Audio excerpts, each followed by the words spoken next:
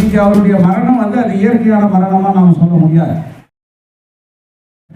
இன்னைக்கு அவருடைய மரணம் வந்து அது இயற்கையான மரணமா நாம் சொல்ல முடியாது. இன்னைக்கு அவருடைய மரணம் வந்து அது இயற்கையான மரணமா நாம் சொல்ல முடியாது. அவங்க எவ்வளோ மன உளைச்சல் காலாயிக்கணும், அவங்க எவ்வளோ மன உளைச்சல் காலாயிக்கணும், அவங்க எவ்வளோ மன உளைச்சல் காலாயிக்கணும். சூழ்நிலை கைதிகளாக அங்கே போயிட்டு 15,000க்கும் 16,000க்கும் வேலை செய்ய வேண்டிய ஒரு கொடுமை. சூழ்நிலை கைதிகளாக அங்கே போயிட்டு 15,000க்கும் 16,000க்கும் வேலை செய்ய வேண்டிய ஒரு கொடுமை. சரி ஆச்சு, இப்போ கருணா இறந்துக்கிறாரு. கருணாவுக்கு எவ்வளோ கொடுத்தீங்களோ? உங்கள் இன்சூரன்ஸ் 1,00,000 தான் வரும், உங்கள் இன்சூரன்ஸ் 1,00,000 தான் வரும், உங்கள் இன்சூரன்ஸ் 1,00,000 தான் வரும், உங்கள் இன்சூரன்ஸ் 1,00,000 தான் வரும். இது அப்போ ரெகுலர் எம்ப்ளாய்க்கு எவ்வளோ வரும்? இவர் அதே தானே வேலை செய்கிறாருன்னா அவருக்கு 26 லட்சம் வரும், அவருக்கு 26 லட்சம் வரும், அவருக்கு 26 லட்சம் வரும். 26 நாள் நம்மளுக்கு இன்றைக்கி அப்பாயின்மெண்ட் கிடைச்சிடாதா, நாளைக்கு அப்பாயின்மெண்ட் கிடைச்சிடாதா, நம்மளுக்கு ஒரு மாற்றம் கிடைச்சிடாதான்னு சொல்லி அவங்க வந்து ஒரு மாதம் அந்த பட்ட அந்த வேதனை, அந்த பட்ட அந்த வேதனை, அந்த பட்ட அந்த வேதனை 1 வருஷம் ஆகி கூட, 1 வருஷம் ஆகி கூட, 1 வருஷம் ஆகி கூட இன்னைக்கு கூட அவங்களுக்கு அந்த அவங்க போராட்டத்துக்காகவோ அவங்க கோரிக்கைக்காகவோ பண்ண முடியும். அவங்க எவ்வளோ மன உளைச்சல் காலாயிக்கணும். இன்னைக்கு அவருடைய மரணம் வந்து அது இயற்கையான மரணமா நாம் சொல்ல முடியாது. கை இன்னொரு சகோதரன் திறக்கிற சூழ்நிலை உருவானது. இந்த கொடுமை யாருக்கும் எந்த குடும்பத்திற்கும் துரோகி கூட ஏற்படக்கூடாது. கருணா வந்து அதிகமாக பேச மாட்டேன், ரொம்ப சைலண்டாக இருக்கக்கூடிய கருணை. அவருடைய அப்பா ரங்கநாதன் எனும் சண்முகம். இந்த பகுதிக்காருக்கு அவரை பற்றி எவ்வளோ தெரியுமோ தெரியாது. ஒரு வரலாற்றுக்கு சொந்தக்காரர் தான் சண்முகம். அவர் ஒன்றும் டீலக்ஸ் ஹோட்டலில் இருப்பார்.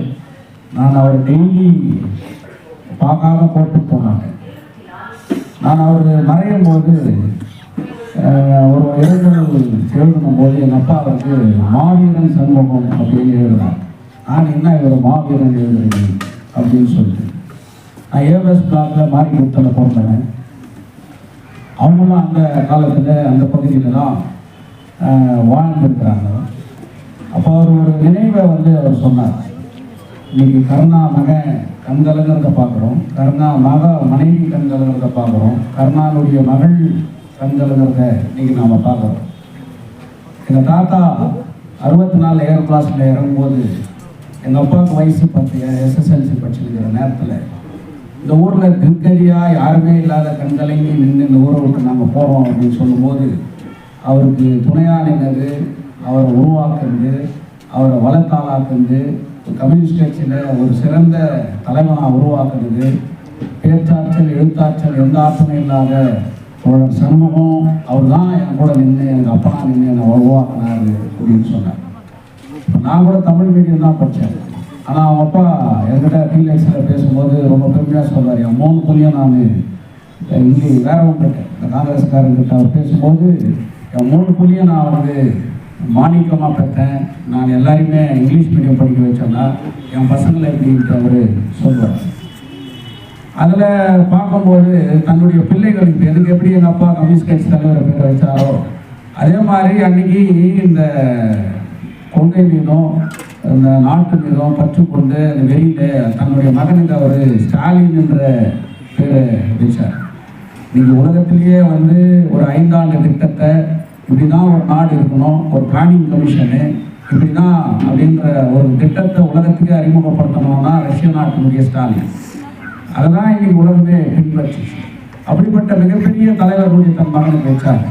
கர்ணன்ற பேரை அவர் வைக்கும்போது யோசிக்கணும். கொடைவள்ளல் கர்ணன் தன் உயிரையே மற்றவங்களுக்காக ஈன்ற அந்த மாவீரனுடைய கர்ணனுடைய தன்னுடைய பெயரை வந்து அவர் இன்னைக்கு வச்சிருக்கிறார். சிவாவை அவர் யார்கிட்ட ஒப்படைச்சார். சிவா என்னோட 20-23 வருஷமாக இன்னைக்கு பயணிக்கிறார். இது என் குடும்பம். இந்த குடும்பத்தில் வந்து எப்படி நாம் சொல்கிறது, நம்ம குடும்பத்துக்கு நாமளே இன்னைக்கு ஆறுதல் சொல்ல வேண்டிய ஒரு கட்டத்தில் நாம் இருக்கோம். இது ஒரு மிகப்பெரிய கொடுமை. இன்னைக்கு நவம்பர் 16 இதே போன வருஷம் இவங்க 26 நாள் போராட்டம் பண்ணாங்க. அன்றாடம் காலையில் கருணா என்கிட்ட கருணா அவ்வளோலாம் பேச மாட்டாங்க. இன்னைக்கு கூட என்னால் எடுத்து காமிக்க முடியும் கருணானுடைய வாட்ஸ்அப். நான் எதையுமே டெலிட் பண்ணேன். கருணா அந்த போராட்டத்தில் ஒவ்வொன்றையும் மெசேஜ் போடுவாங்க. அவரு சிலதை டைப் பண்ணி எனக்கு போடுவார். பாஸ் நீங்க பேசு, பாஸ் இந்த விஷயத்தை சொல்லு அப்படின்னு சொல்லி அங்கே பேசினார். இந்த போராட்டத்தில் போகும்போது கருணா வந்து வேறவங்கெல்லாம் எனக்கு ஈஸி அடிக்க போவார். கருணா ஈஸி அடிக்கும் போது, கருணா என்னை வந்து கட்டி பிடிக்கும் போது, கருணா சொல்லும் போது அவங்க வந்து ஒரு குவாலிஃபைடு நல்லா படிச்சு ஒரு அப்பாயின்மெண்ட்டில் போய் பெம்மலில் நிகராக வேலை செஞ்சு குடும்பத்துக்கு 1 லட்சம் ரூபாய் சம்பாரிச்சு அந்த குடும்பத்தில் தான் பிள்ளைய டாக்டராகவோ இன்ஜினியராகவோ படிக்க வேண்டிய எவ்வளோ பேர் இன்னைக்கு சூழ்நிலை கைதிகளாக அங்கே போயிட்டு 15,000த்துக்கோ 16,000த்துக்கோ வேலை செய்ய வேண்டிய ஒரு கொடுமை 26 நாள் நம்மளுக்கு இன்னைக்கு அப்பாயின்மெண்ட் கிடைச்சிடாதா, நாளைக்கு அப்பாயின்மெண்ட் கிடைச்சிடாதா, நம்மளுக்கு ஒரு மாற்றம் கிடைச்சிடாதான்னு சொல்லி அவங்க வந்து 1 மாதம் அந்த பட்ட அந்த வேதனை 1 வருஷம் ஆகி கூட இன்னைக்கு கூட அவங்களுக்கு அந்த அவங்க போராட்டத்துக்காகவோ அவங்க கோரிக்கைக்காகவோ பண்ண முடியும். நான் கேட்டேன், அவங்க மதன் கூட இருந்தவர் ஒருத்தர் இறந்துட்டாங்க. இந்த பெமல் எம்ப்ளாயிகளை கேட்கும்போது சரி ஆச்சு, இப்போ கருணா இறந்துக்கிறாரு, கருணாவுக்கு எவ்வளோ கொடுத்தீங்களோ அப்படின்னு கேட்கும்போது வயிறு எரியுது. அவங்களுக்கு இன்சூரன்ஸ் 1.5 லட்சம் தான் வரும்.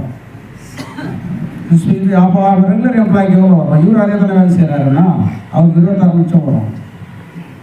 அப்போ வயிறு எரியலையா? இப்படிப்பட்ட கொடுமை. இன்னைக்கு அவருடைய மரணம் வந்து அது இயற்கையான மரணமாக நாம் சொல்ல முடியாது. அவங்க எவ்வளோ மன உளைச்சல் ஆளாயிக்கணும், அவங்க எவ்வளோ யோசித்துன்னு இருக்கணும். அவன் ரொம்ப சைலண்ட், மனசுக்குள்ளேயே யோசித்து மனசுக்குள்ளேயே பேசி மனசுக்குள்ளேயே திங்க் பண்ணுற ஒரு ஆள். எவ்வளோ பிரச்சனைகளை யோசித்திருந்தா, எவ்வளோ நம்மளுக்கு இது இப்படி ஆயிடுக்குதுன்றதை யோசித்திருந்தா இன்னைக்கு இப்படிப்பட்ட ஒரு சூழ்நிலை வந்து இன்னைக்கு ஏற்பட்டு இருக்குது.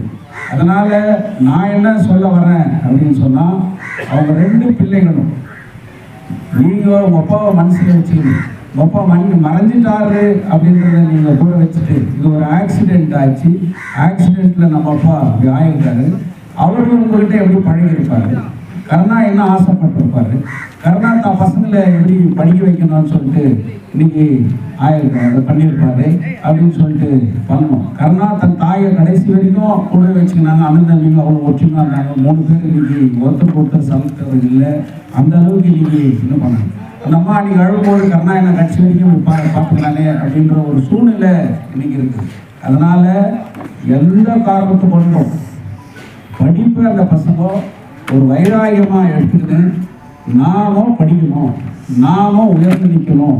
அந்த படிப்பு மட்டும்தான் நம்ம அப்பா நம்மளுக்கு என்ன நினைச்சாரோ அந்த மாதிரி நம்ம ஆளாகி காமிக்கணும் அப்படின்னு சொல்லிட்டு அவங்க அந்த படிப்புக்கு முக்கியத்துவம் கொடுக்கணும். இது நடந்துச்சு, நம்ம ஒன்றும் பண்ண முடியாது. அடுத்த கட்டம் என்னன்றதை நாம் பண்ணணும். நாளைக்கு இந்த பொருளாளர்களுடைய பிரச்சனை கூட நாம் அவங்க கருணா எந்த நோக்கத்தோடு கேட்டு அவங்கெல்லாம் போராட்டம் பண்ணாங்களோ அது நிறைவேறுகின்ற ஒரு சூழ்நிலையை உருவாகும். அப்படிப்பட்ட ஒரு சூழ்நிலையை சேவ் கேஜிஎஃப்ல அந்த நிலைமையை உருவாகும்.